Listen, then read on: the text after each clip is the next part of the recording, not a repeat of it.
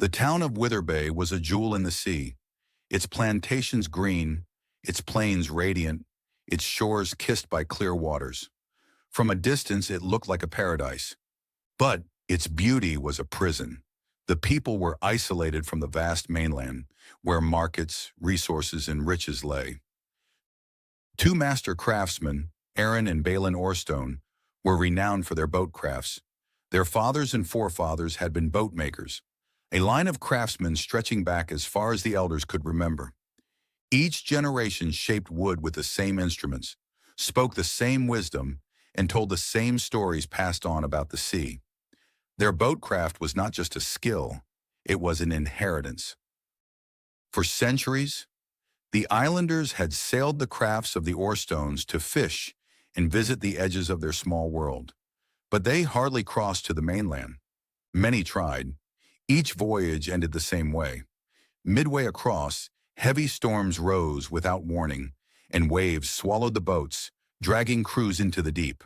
The unlucky drowned, and the lucky washed back ashore on broken planks.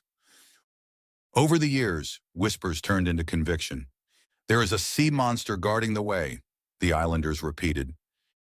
And so the tale became the norm. It was told in gatherings, recited in festivals, and woven into songs. Plays were performed to warn the young of foolishness. Survivors stood as ominous witnesses. "I saw its shadow. I heard its roar." "None can pass," the survivors would say. Aaron and Balin, the expert boat makers, nodded solemnly in assemblies. "Our boats are fine boats, but we are never meant for the mainland. Do not tempt death," they often recounted. The belief grew so strong that anyone who spoke of crossing was mocked as a dreamer, a fool, or a danger to the community. Each year, an annual ceremony honored the brave but doomed, those who tried and failed. Flowers were cast into the sea, not as a sign of hope, but as a reminder that the sea cannot be conquered.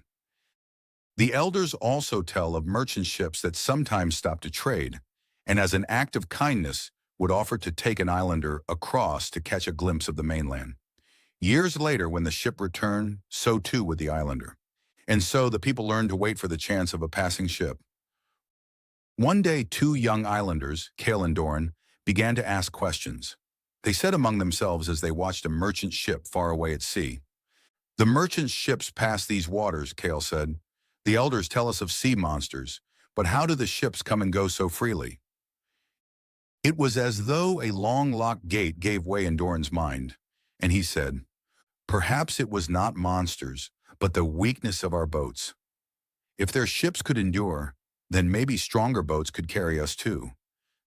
They then proposed building a vessel larger than any Aaron or Balin had crafted, reinforced with timber and fitted with floating devices to keep it steady.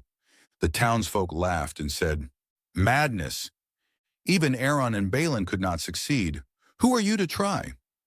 Did not the survivors tell us what awaits?" Still, Cale, Doran, and a small team built.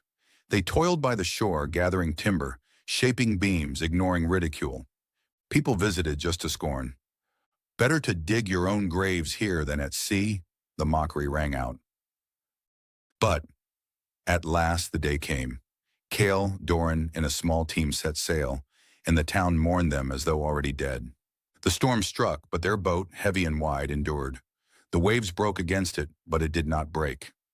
Days later they saw the mainland. Weeks later they returned, bringing goods, materials, and fabrics that the islanders had always dreamed about. The people gasped. For a moment hope flickered, but the elders, Aaron, Balin, and some of the survivors shook their heads, insisting it was a trick of chance. The sea monster must have slept. The currents shifted. Perhaps the sea let them pass only to trap others. Do not be deceived. Eager for the comfort of their old fear, the people nodded in agreement. They dismissed Cale and Doran as lucky fools. Songs were updated. Yes, some returned, but only by chance. To try again is still death.